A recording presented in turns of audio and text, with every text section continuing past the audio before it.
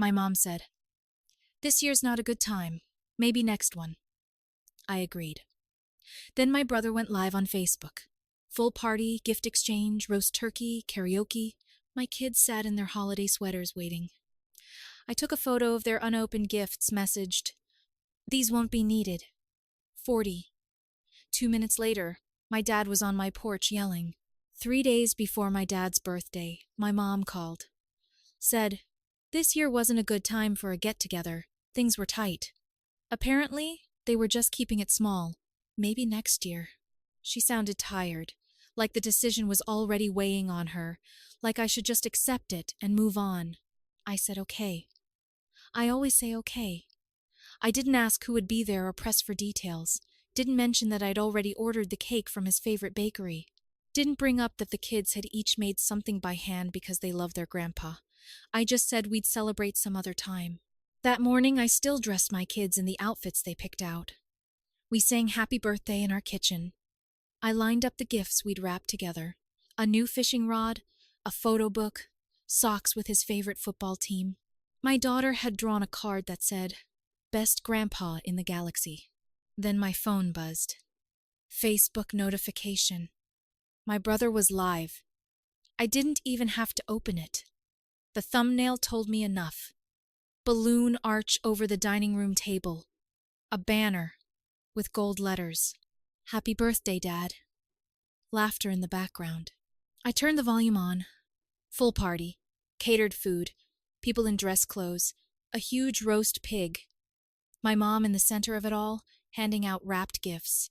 They were playing karaoke. And someone was filming Grandpa blowing out candles with both cheeks puffed like a little kid. Everyone was there. Everyone but us. I didn't tell the kids. I just took a photo of them holding their still-wrapped gifts, sitting quietly in their party clothes. I sent it to the family group chat. These won't be needed.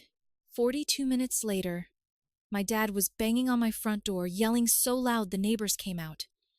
I had to step out in my slippers because he wouldn't stop. He wasn't drunk, just angry. Said I was being ungrateful. Said I could have come if I wanted. That my brother invited me last minute and I chose not to show. Said this wasn't about me and I needed to stop making it dramatic. He didn't ask to see the kids. Didn't apologize. He just stood there, shouting in my driveway, wearing a party hat, crumbs on his shirt, holding a bottle of wine like he thought it would smooth everything over. I didn't say a word. Just went back inside and shut the door. And that was the beginning. I thought that would be the end of it. That maybe someone would feel a flicker of guilt after seeing my kids sitting there dressed up with gifts they'd never get to give. Maybe someone would call and say, "We're sorry. We messed up." But it didn't go that way. He said it got petty.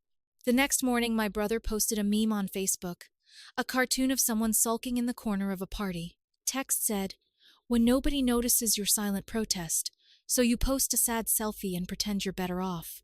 I wouldn't have thought twice about it. Except the comments were full of family members laughing, tagging each other, dropping popcorn emojis.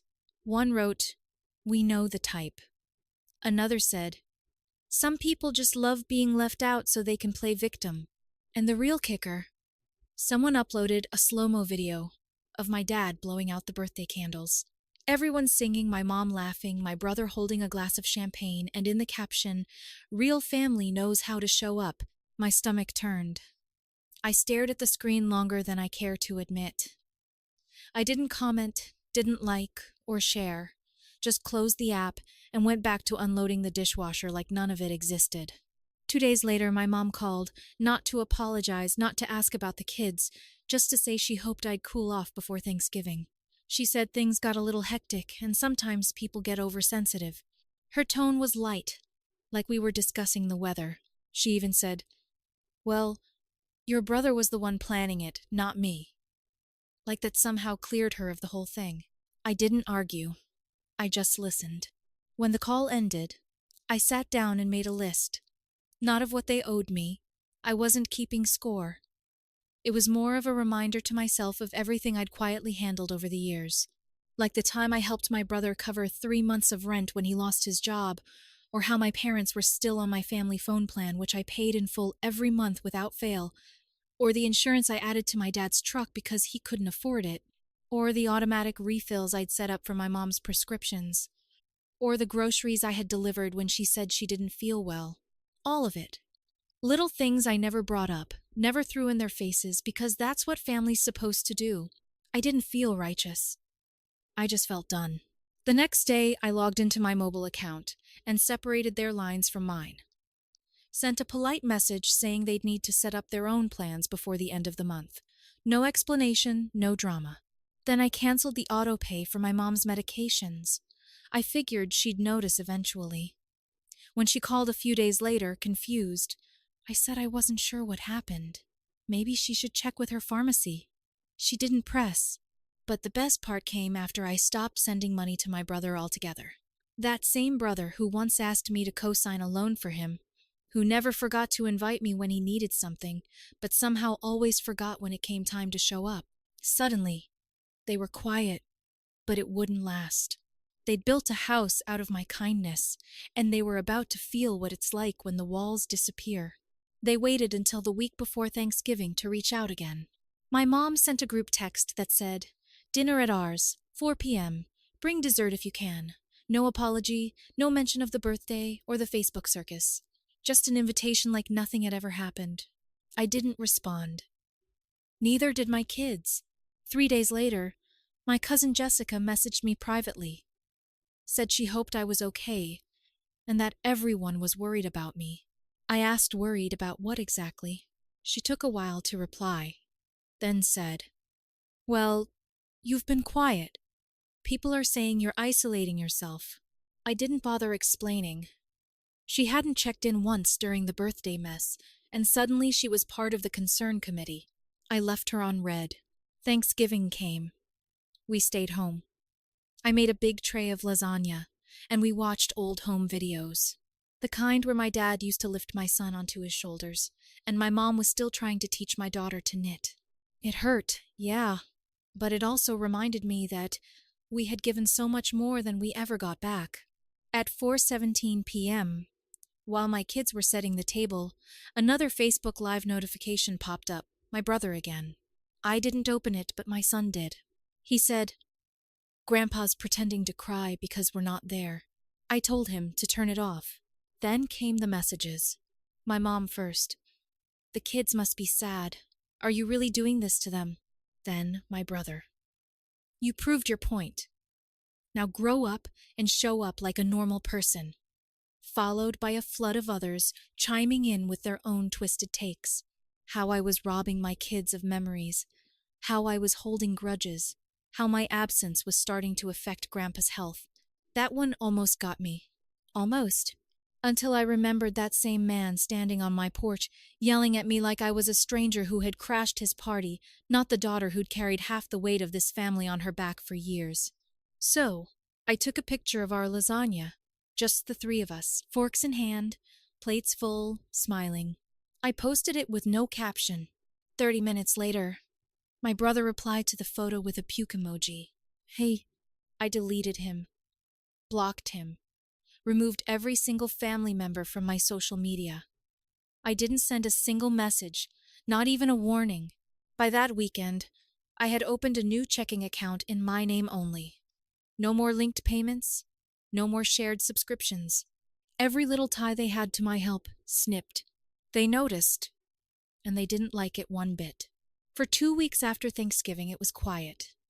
No texts, no backhanded memes, no more fake concern from cousins I hadn't spoken to since high school. I honestly thought they'd finally gotten it, that I wasn't playing anymore. But that kind of peace doesn't last in my family. When they realized guilt doesn't work, they get creative. It started small. Netflix wouldn't load. Then Hulu said my subscription had been canceled. Next, I got logged out of Spotify, the same one my mom and brother had been using on my account for years. At first, I thought maybe I'd been hacked. But after resetting everything, I saw the devices that had recently been logged in. My mom's tablet. My brother's old laptop. They weren't just mad. They were trying to claw their way back into my life through back doors. They thought I'd forgotten. Then the bank called. Afro alert. Someone had tried to access a joint account I'd opened years ago when my mom was having trouble managing her online payments. It had barely been touched since, just sitting there in case she needed help again. I'd forgotten it even existed. They hadn't. I closed the account immediately, moved the small remaining balance to my private savings, and called the bank to report unauthorized access. That same day, my daughter got a message on Instagram. A new account, no profile picture, just one line. "You're old enough to know the truth. Ask your mom why she cut off your family." She showed me the message and asked if it was from Grandma. I didn't answer right away, but I knew the phrasing, the guilt, the manipulation. All of it screamed my mom. It was almost identical to something she said to me when I was 16, and dared to question her about something she'd done to my aunt. But they weren't done. The worst came in mid-December. My son's school called just after lunch. The secretary said someone had come in with a brown paper bag, claiming my son had forgotten his lunch at home. They handed it off at the front desk, no questions asked. Said the woman was listed as an emergency contact. My mother. The thing is, I had packed his lunch that morning. It was still in his backpack when I got to the school. He hadn't needed anything.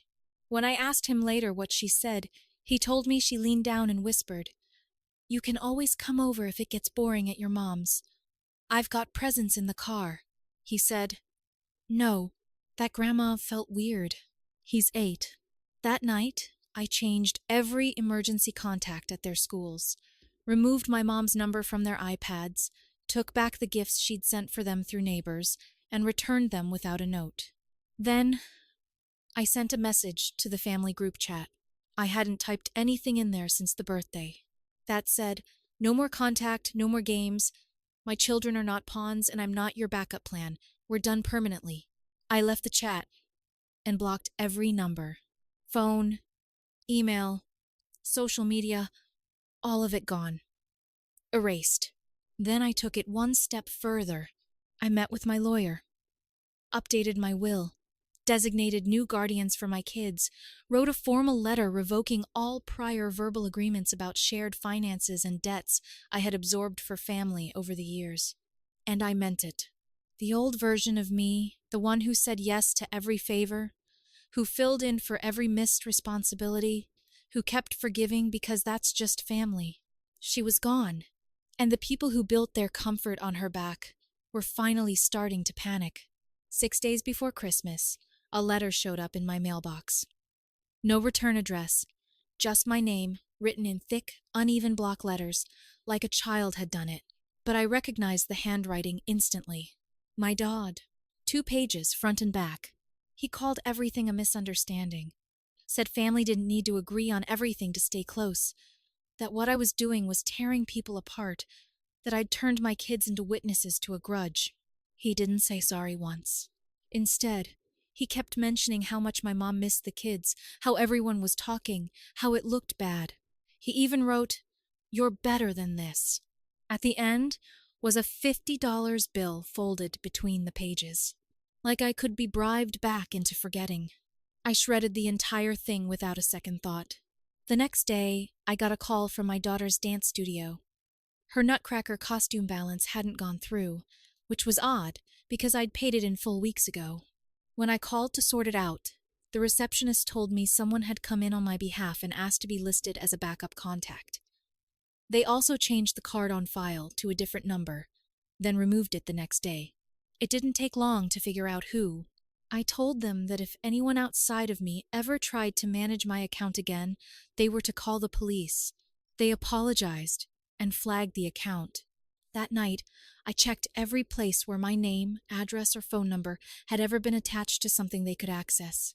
I changed all the passwords, closed old accounts, scrubbed everything clean, but they were just getting warmed up. The voicemail started the day after. Most were from unknown numbers. I ignored the first few. Blips. Static. Then came the messages. My mom saying she missed our traditions, that she was praying for me. My dad stiffly saying that the door is still open if I decided to stop all this. My brother's voice, half smug, half begging, telling me he'd been evicted and had nowhere else to go. that he needed a place to crash just for a week. Said, "This is still your family, Monica. You don't just quit." I didn't reply. Then came New Year's Eve. Every year since the kids were little, we've gone to the winter carnival in town. Hot chocolate, fireworks, overpriced mini donuts. It's the one tradition they never missed, no matter what. This year, I hesitated, but the kids were excited. I figured maybe we'd just go early, leave before the crowd. We barely made it past the ticket booth when I saw them. My parents, standing near the food court like they just happened to be in the neighborhood. My brother, sitting on a bench holding a coffee. They weren't there for the carnival. They were waiting. My daughter grabbed my hand and whispered, "They're here." I told her to stay close. My mom started walking toward us, holding something wrapped in tissue paper. My dad stood behind her, arms crossed. My brother smiled like he'd caught me in something. I didn't say a word. I turned and walked out with the kids. I didn't even stop at our car. I ordered an Uber and waited on the sidewalk like it was any other night. My dad yelled something behind us. "You're doing this to the kids, not us." But I kept my eyes straight ahead. My son asked if we were going somewhere else. I said we were going home. That night, I blocked 10 new numbers, installed a second security camera outside the house. My daughter asked if we were ever going to talk to them again. I said no, and she nodded like she already knew. Then came the moment I'd been expecting. My brother sent a voice note. He said the eviction was real, that he'd been staying in his car, that he needed help. He said, "You don't have to talk to anyone. Just help me like you used to. You always did before." I listened to the whole thing. Then I deleted it. Not out of anger. Not even revenge. Just clarity. I used to be the one they turned to when they needed a soft landing. The helper. The fixer. The quiet, responsible one. The one who never said no. Not anymore. And for the first time in years, I didn't feel guilty. I felt free. After New Year's, everything went still. No more texts, no voicemails, no surprise appearances at school or rehearsals, not a word from any of them. And I knew exactly why. They were waiting for me to break. They'd seen me carry their birthdays, bills, broken down cars, missed appointments, missed rent for years. They didn't believe I could actually walk away, that I'd survived the silence they once used to punish me. But the truth was, I had never felt more whole. My kids were lighter. Our home was peaceful. And for the first time in over a decade, I wasn't waiting for some new drama to explode into our living room. 2 weeks into January, my mom finally tried one more time. She sent a letter, not to me, to my daughter. A little envelope tucked into a neighbor's mailbox asking her to pass it along. No postage, no return address. Inside was a card that said, "We miss you." It had a Polaroid of my daughter at a birthday party 2 years ago, wearing a tiara with my mom behind her holding a cupcake. Written underneath, "Don't forget who your real family is." That night, I sat down with my kids and told them everything. Not just about the party they weren't invited to. Not just about the weird messages or the fake emergency lunches. I told them about the money I spent quietly over the years to keep everything stitched together. About the phone bills, the car insurance, the late-night rescues. About the time I covered the electric bill at Grandma's so they wouldn't lose heat in February. How nobody said thank you, but they always asked for more. My daughter looked at me and said, "You shouldn't have to do all that." And that was the moment I knew I'd done the right thing. February came, then March. Nothing.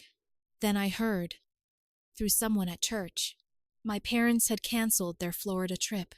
Something about tight finances. Then someone else mentioned my brother had moved back in with them. No one said my name, but I could feel it in the air. They were struggling, and no one was jumping in to fix it. They used to be my cue. I didn't flinch. By April, the family group chat was shut down. A cousin tried to reach out just to catch up. I ignored it. By June, they'd stopped asking about us altogether. And now, it's August. My kids just started their school year. We have our own traditions now. We cook dinner together once a week. Friday nights are for game marathons and junk food. We write letters to each other and hide them around the house. And when my daughter had a birthday party last month, I looked around the room and realized not a single person there was from my blood family. But the room was full of laughter, music, real love. They thought I would come crawling back eventually, that I'd panic without them, that I'd feel empty. But what they never understood is this: they were the emptiness. I just didn't see it because I was always too busy filling it. Now they're the ones sitting in silence, and they're finally learning what it feels like to be without.